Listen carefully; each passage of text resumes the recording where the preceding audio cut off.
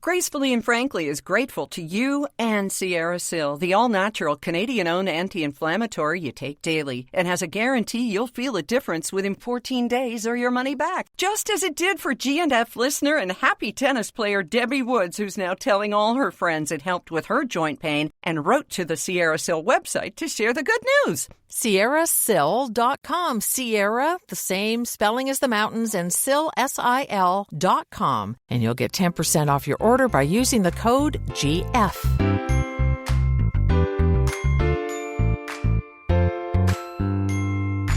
Another milestone, Miss Lisa, 70 today. I'm Erin Davis. And I'm Lisa Brandt. We're not 70, the podcast is. Yes, indeed. Gracefully and Frankly. We've got so much to unpack and pack in today's episode. So your packing will be a little bit lighter because of some sales, some good, some bad, some ghosting. The gambit was run as you were downsizing on the weekend. Yes, indeed, and it continues. And by the way, declutterfordiabetes.ca is starting a weekend. You can drop your stuff off every weekend, so check out their website. I'm giving Diabetes a free plug here because why not? They're good people. But oh my gosh, yes, we're going to tell you all about that.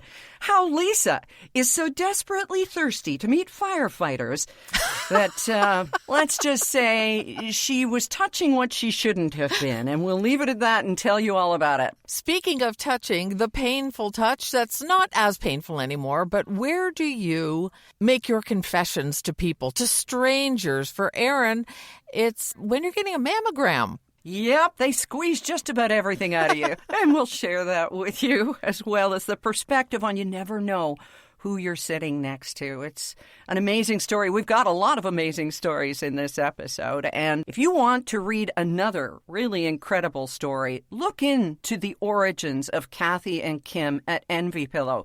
From the Dragon's Den appearance to turning down financing because they had so much faith in themselves, and with good reason. Because they have a product that no one else can match. There are a lot of pillows out there, but there aren't a lot of pillows that not only do what Envy Pillow does, but are sustainable, Canadian-made, and so many other good things. Talk about testimonials and people who are getting a better night's sleep and getting rid of the wrinkles from smushing their faces by using the Envy Pillow. Did I mention it's made in Canada? Yep, you did. We're so proud of that, and so are they. Go to envypillow.com, ENVY pillow.com, and get 10% off using the code GF.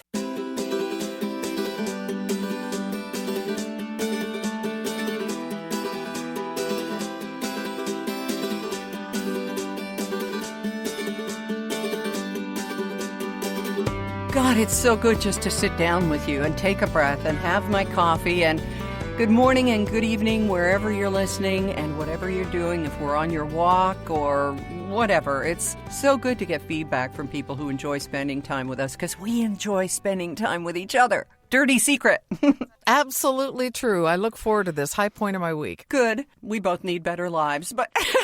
Oh my gosh. So things have been busy. As I told you last week, there was going to be a yard sale. But then, Lisa, I discovered a new addiction, and that is selling things on Facebook Marketplace. Oh, isn't it wonderful? You get instant gratification almost, instant response. Yeah. So how's it been going? Well, good things and not so good things. Good things like Brooke and Phil had a crib to which they had lost the bolts, and it was going to go to the dump. And we said, no. Somebody just needs bolts. So the last night, a guy pulls up to the driveway. He had messaged me. And Lisa, I am at the point now with free stuff. I'm asking people to give me a deposit if they're coming for the free stuff, and I will hand them the cash at the door. I'm so tired of people ghosting me. Oh. But especially for free stuff. And that's what everybody's saying. Because I posted about another incident that I'll tell you about in a sec and the nightmares that have ensued. And a lot of people said, yeah, it's worst with the free stuff because if you don't assign it a value, guess what? Neither do they. I never had trouble getting rid of free stuff, but I'm trying to think. I'm pretty sure I did that on Kijiji because on Facebook, at least you can follow up with people and make them feel bad for a minute and go, where are you? Or whatever, right? Yeah. Well, there was this one woman. We have 2 bicycles for sale because we got e-bikes. So we wanted to sell these bikes as a pair. Didn't work out that way because it turns out that my niece wants it.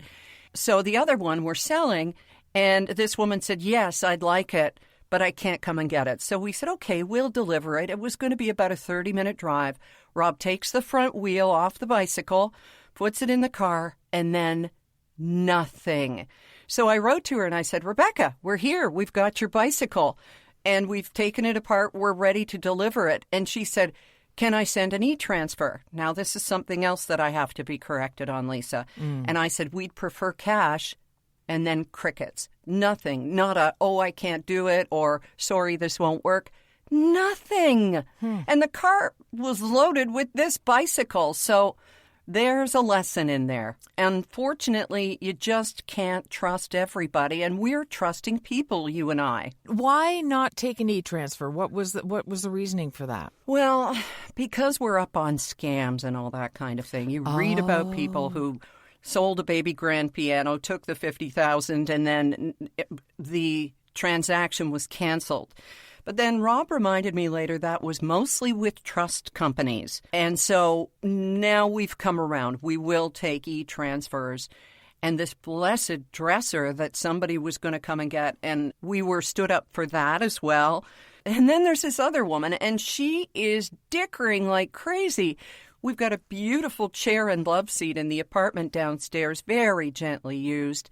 Brand new, the chair is $500. But no, I posted them both for $180, and she said, I'll give you $120. And I said, I can't do that. I can't. Yeah. So we got her up to $150, I think, and sold her a painting and a wooden plant table.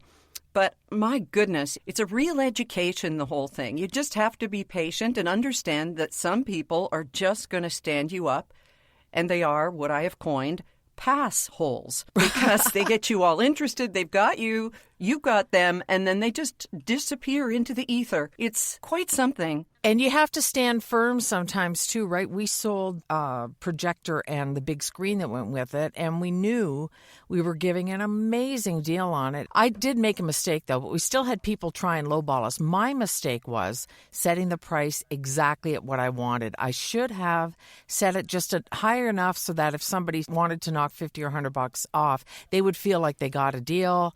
I would not lose anything, right? I should have played the game a little better, but we ended up selling it for what we wanted for it anyway. Then there's the whole yard sale mentality. Now, we were so blessed last Saturday because our neighborhood is allowed 1 yard sale a year. And so a lot of people were taking part, and we put up signs at the corner saying, big deals here and all this kind of stuff. And it was a combination of our stuff and Brooke and Phil's stuff because, as you heard here last week, we hope, they're moving back to Ottawa, so they're clearing out a lot they don't want to move. And then you put all this stuff out, and people want to pay half of what it's listed for. And it's like this beautiful, huge Ken Burns book about baseball. And this thing must have cost us $70. And I've got it priced for $10. And a guy said, I'll give you $5. And I said, that hurts my heart. I'll take it for $8. So he did. He took it for $8. But I had dresses hanging in a tree. None of them moved. One woman wanted a designer name that I was selling for $30. She wanted to give me $15 or something. So to heck with that. It'll either go to declutterfordiabetes.ca or I'll get someone braver than I to take it to a consignment store. I can't stand to see these labels going for $10. And they've been worn. You know my life, Lisa. They've been worn like once or twice to MC something, and you don't dare show up in the same dress twice because people actually are noticing what you're wearing if it's any good. Yeah, the whole selling stuff. If you ever scroll through the listings for anything you're looking for, you know that some people think that they should get almost the original price for something they've had for 15 years that has a dent in it. Mm-hmm. And it runs the whole gamut. And so you're really dealing with the whole gamut of people. And their expectations just can't be figured out on a mass basis. Everybody's got their own individual ideas of what something should cost or is worth. Or I went to the Christian bookstore and got this for $3, so everything should be $3 or whatever, you know. Yeah, well, then go ahead and go back and try and find it there. But we did have a really nice experience with a couple from Ontario, Don and Petra, who were listeners back in the day. And I noticed he was from Toronto because his phone number was a 416, and they spend part of the year here and part of the year back in Wasaga Beach. They came over and bought the reclining couch that we have. It's a set of 2 recliners and a reclining couch. And we're not going to use the couch in the new place. And they sat in it, and we had a really nice, about an hour-long visit. That was a positive experience, having a little girl run into the house, into this little fairy tent that we were selling, and just loved it on sight and seeing the smile on her dad's face. That was very positive. Nice. So there was some good things. I gave away all my beads. I used to do beaded jewelry. Oh, I remember. Yeah, that was in the time when I didn't have a job back in 03, 04, and I kind of did that for my mental health. I just said, I want this to go to an adolescent who wants to start something new or explore their culture. And it went to a teenager messaged me, and she said, my mom's going to come and get it. She's on her way. And so sure enough, Mom came and got all the beads, and I hope that they're enjoying it. Nice. It's a real slice of life, isn't it? Buying and selling. It is, and luckily you don't have to depend on it to live, because when people ghost, or the only good thing about somebody trying to send you an e-transfer ahead of time is they've got some skin in the game to come and pick it up later on. And then when you can legitimately turn people away for a while. But yeah, it's a tough one. So maybe explain why you're getting rid of everything you own? Oh, that. Yeah. Yeah, that. Okay.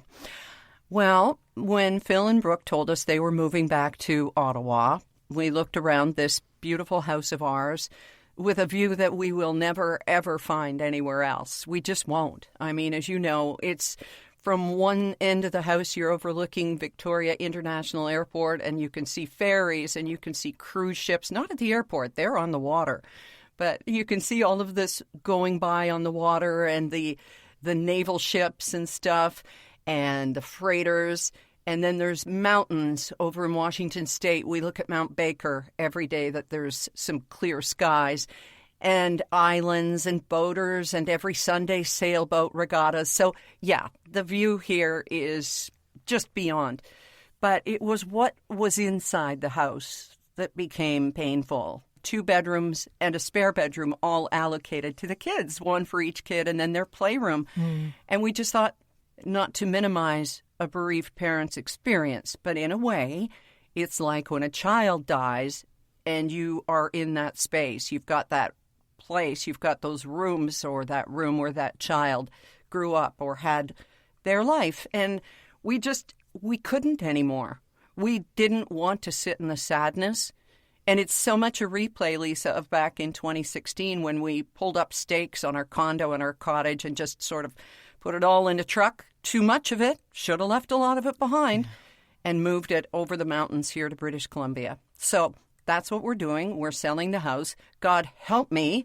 We haven't even had a photographer in because we've still got so much stuff. We've rented a storage unit, so Rob is taking carloads every day of just things that will eventually go into the new place. Yes, the new place. That's the next thing. Yeah. We're not leaving this place without somewhere else to go. Right.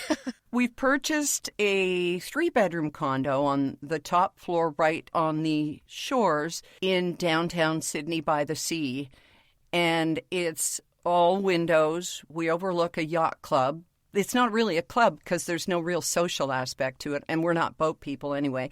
But it's right in downtown Sydney, which is walkable, shoppable, lovable, cyclable, and just so friendly. And we've always thought we wanted to end up in Sydney. We just never thought it would be yet. Right. Right. So are you excited about it, or are you still daunted by everything you have to do right now? Perfectly. You put it perfectly, Lisa. It's a combination of the two. Like, as I sit here in my studio, it was a wine room when we moved into this house. So we've taken out the fridge and the racks, and we put up all of this egg carton kind of padding in it.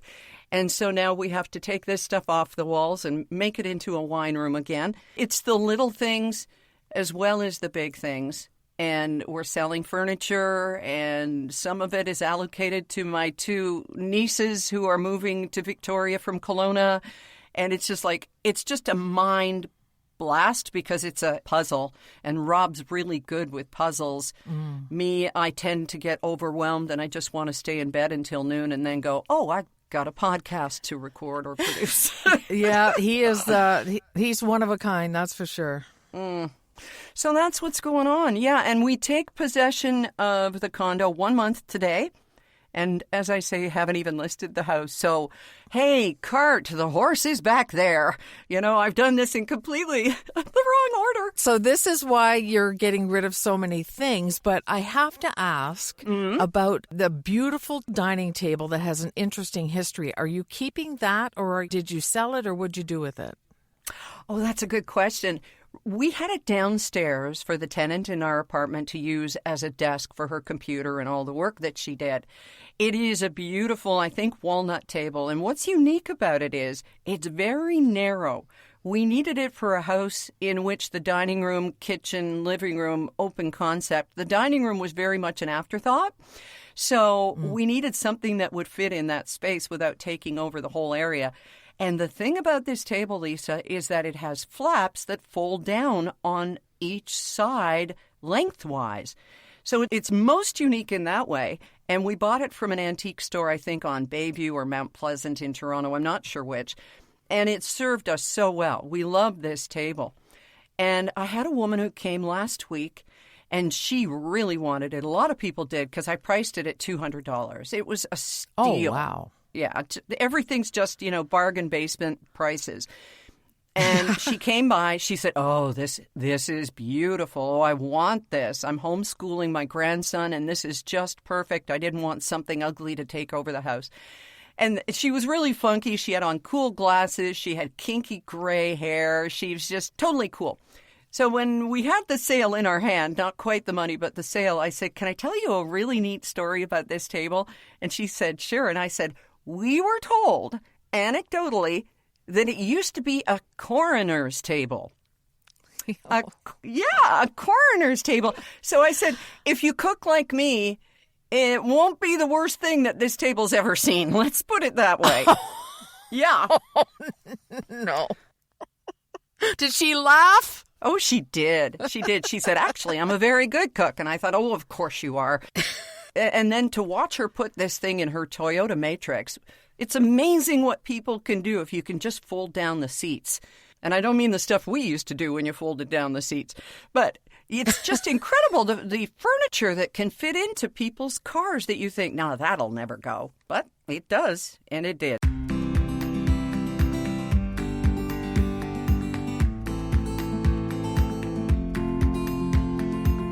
Now, you're not a Catholic. You weren't raised that way. But you probably know something about the confessional, right? You go in and either you face the priest or there's a screen and you say, forgive me, Father, for I have sinned. It's been, how many years do we have now since my last confession? I watched The Sopranos. I know what it's about, yeah. Right, Carmela. And the priest, and she threw that tray of ziti in the garbage and I'm still not over it. Okay, But where do you find yourself in the confessional that most people wouldn't think is a place where we spill our guts, tell our stories? I think mine are pretty typical. I do it at the hairdresser or when I'm having a massage or facial or something like that. It's one of those intimate things, and it's usually another woman. Yeah. So it's not really anything special when it comes to me. What about you? Oh, I'm a terminal sharer. And I don't share about our loss because that just makes everybody feel awkward and bad. But Right.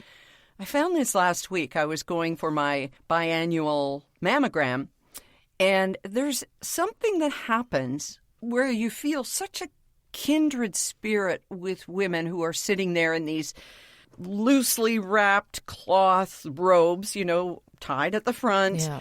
Your little basket of your possessions next to you, waiting to go in and get the girls smooshed, which I should say off the top is not nearly as painful as it used to be. They have changed this in so many ways, at least I have found. Have you? Well, I still find it kind of painful, but it's almost a good pain because it's like I'm doing this for my health because I want to live. So I never begrudge it. Yeah, the young woman doing it for me, named Maddie, she kept apologizing, and I said, don't worry about it. And I know in my case that a lot of the strange angles and stuff she had to take are because of my stupidity. What I have shared here before, terminal oversharing, is having breast implants, having them submuscular, like under the wall of muscle in your chest, so that it wouldn't interfere with my mammograms. Right. And I told her, though, that because there were troubles with Lefty, that he had to try a different kind, and it was just a disaster. So there's a lot of scar tissue that can appear to be lumps or masses or whatever. So I told her that. I said, don't you worry, it's my stupidity. But out in the waiting room, it's like I'm filming on a hidden camera, some sort of a stand-up night at the local club. I sit down and I just start blathering what I hope is funny stuff. It's nerves, isn't it? I think so. Yeah. But there's something in me that wants to put them at ease. And one of the women told me that she said, well, I'm over 70, so I'm not going to be getting any implants anytime soon. And she said, and I'm just waiting now for my results because they will come back and say, I need to take more pictures, or here's what's going on. And she went in, came back out and said, well, I'm 2 years clear. And it was like, oh, yeah, thank God you had cancer and now it's been removed and you're fine. Now, I don't know about the other woman sitting next to us. She was called back into the room and was still in there when I went in. And I ended up having to go in for a second round of shots of photos, but not on old troublesome Lefty. It's on the right one this time. And she asked me, she said, you've lost a lot of weight, haven't you? And I said, I was going to say, well, thanks for noticing. But I said, yeah, I have. And then she said, are you on hormones? And I said, yes, I am, which is something else I'm going to have to get taken care of. I'm going to pay someone to balance my hormones because you can't get in with a gynecologist unless you're presenting a real problem. I'll tell you, I've had a biopsy done on one of the girls before. I almost always get sent for an ultrasound after a mammogram, and they've never found anything wrong. You know, I love that they are so picky and careful. If they see anything at all, they just want to make absolutely sure that they rule it out, and that's basically what they're doing. But you make a great point about the other women in the room waiting. You have no idea. We have no idea where they are in a cancer journey, if they have it, if they had it. It's really the whole spectrum of what could be going on. And I just sit there and count my lucky stars. But I understand the patter, too. I've seen other women. I'm always afraid I'm going to say the wrong thing and upset somebody or something. So I just sit there and bite my lip. I want to be funny. I always do say the wrong thing. It's just kind of the way I go. But, you know, I always figure, well, this foot and mouth disease will come up on the podcast for sure. But yeah, and probably some women would just rather sit in silence. I haven't ever had somebody put their AirPods in. But, God, we're lucky. But you always have to keep an eye on the hormone thing because I've been on hormone replacement for over 10 years. And that's kind of a little bit of a finish line for a lot of people. And if you haven't had children, quite often you will be prescribed progesterone because that will help prevent breast cancer, the progesterone being something your body produces when you have children. So I'm always on the lookout for my older sister who did not. Right. In my case, where I have a family history of cancer, I was only allowed to be on for 5 years because that's when the risk starts coming up.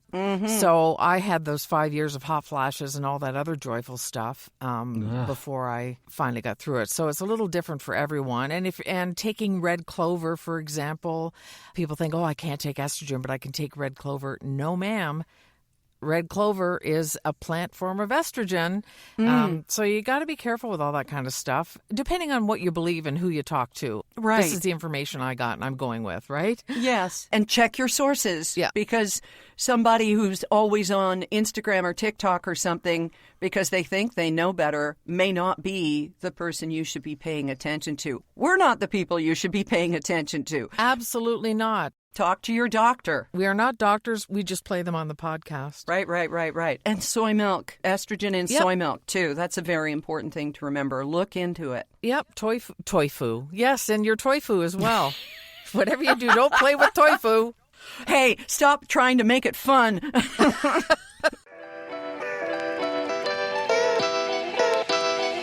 I've got a conversation stopper for you. Go on. When I was at the dermatologist office this week, I accidentally set off the fire alarm. What? They have those fire alarm things that you pull right next to, and I'm not saying near, I'm not saying in the vicinity, it is right next to the handle for the door. Oh, no. Yeah, I pulled it by mistake, and it was like 45 minutes of blaring alarm through the whole building. Firefighters couldn't find us. Oh. It just went on and on. I mean, the things I will do to meet firefighters, it's a little transparent. It's getting out of control. It is. Well, wait a second. What did this thing look like? I mean, when many of us picture fire alarms, we remember the ones from school that were red and had a little glass bar. What did this look like? Nothing glass or plexiglass over it. It looked exactly like that, but it was open and right next to the door. I'll put a picture on our Gracefully and Frankly Facebook page. You will not believe that an alarm company thought, yeah, this is perfect. Oh, God. It's unbelievable. I was so embarrassed, and they all promised they'd never forget me, and everybody made me feel okay about it. But, you know, there comes a point when it's not funny anymore. Like, it just went on and on. And I didn't want to leave because I didn't want them to have to explain it without me there, since I'm the fool who did it. But anyway, yeah, so that was my day. Oh, I am so sorry. Now, were there other businesses in that building? Is this the little one just down by the water in Port Stanley? Yeah. Oh, Lisa. Yes, it is. Yes, other businesses and about, 8 or 10 condos. Yeah. Oh, shoot. All these people are out going, where's the fire? Where's the fire? And I'm having to say, no, it was pulled accidentally. And of course they go, well, who would do that? And I say, well, it was me. And then they're very kind. So, yeah. Oh. Good times. Poor you. What a way to start the day. It's supposed to be somewhat of a relaxing experience. When are you going to show up there again? When are you going to show your face? Oh, I'll go again. They said that I'm welcome back and can't do anything worse, so...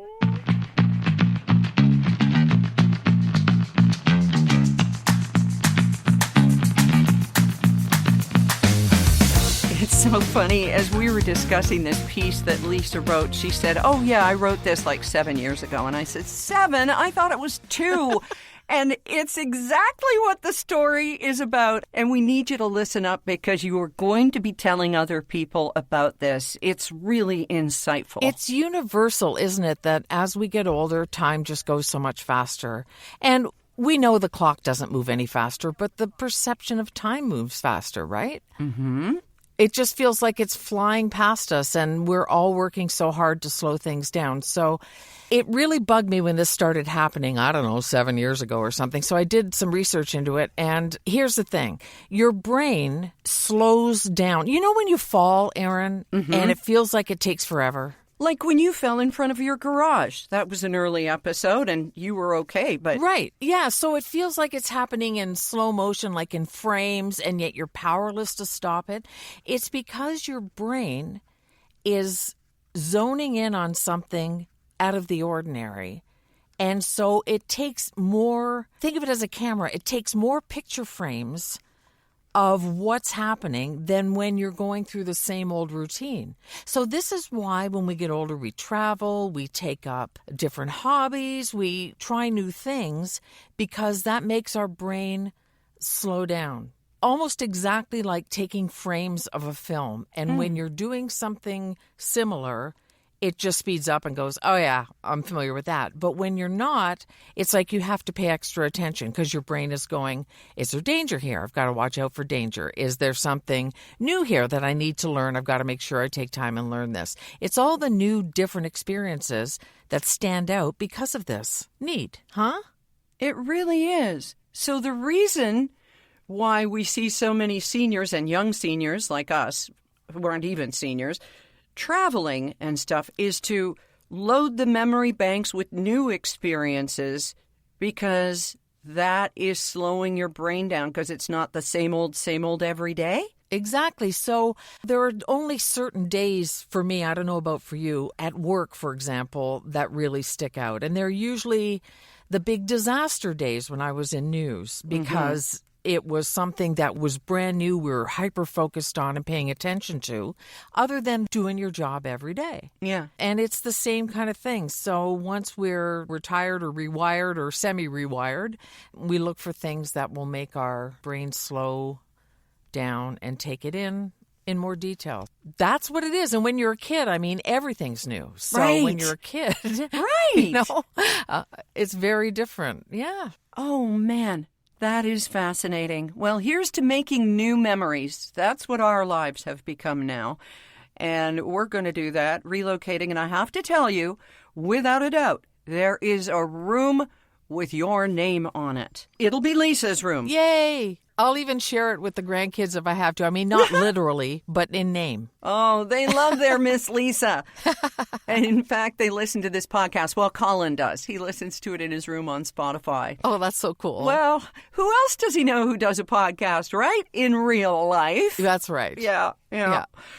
So on we go as we get set to say goodbye to April. And we just want to thank you again for your kindness, your support, and your feedback on this as well, from the emails to the posts at Gracefully and Frankly's Facebook page to rating the podcast. That matters so much because it gets to more listeners. So thanks for that. And we love the emails as well. We get them occasionally, and they make our day. That's the only way to put it. It's gracefullyfrankly@gmail.com, and we do appreciate that. We do. I appreciate you, Miss Lisa, and we will talk to you in May. Wow. Doesn't that fly? It does. We need to make more memories.